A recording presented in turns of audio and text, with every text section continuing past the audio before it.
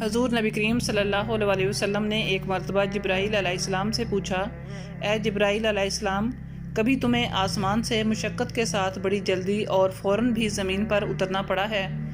جبرائیل علیہ السلام نے جواب دیا، ہاں یا رسول اللہ صلی اللہ علیہ وسلم، 4 مرتبہ ایسا ہوا ہے کہ مجھے فی الفور بڑی سرعت کے ساتھ زمین پر اترنا پڑا ہے۔ حضور نبی کریم صلی اللہ علیہ وسلم نے فرمایا، وہ 4 مرتبہ کس موقع پر؟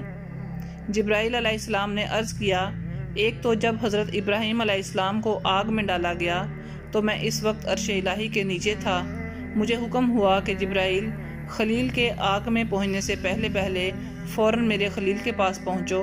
چنانچہ میں بڑی سرعت کے ساتھ فوراً خلیل کے پاس پہنچا۔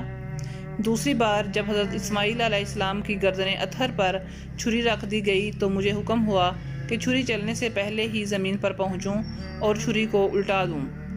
چنانچہ میں چھری چلنے سے پہلے ہی زمین پر پہنچ گیا اور چھری کو چلنے نہ دیا۔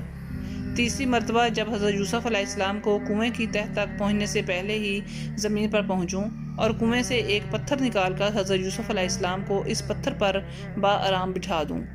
چنانچہ میں نے ایسے ہی کیا۔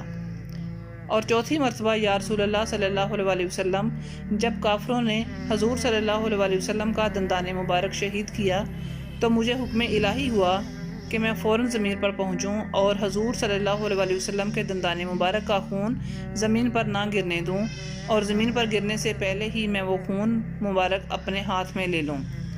یا رسول اللہ، خدا نے مجھے فرمایا تھا، جبرائیل، اگر میرے محبوب صلی اللہ علیہ وسلم کا یہ خون زمین پر گر گیا تو قیامت تک زمین میں سے نہ کوئی سبزی اگے گی اور نہ کوئی درخت۔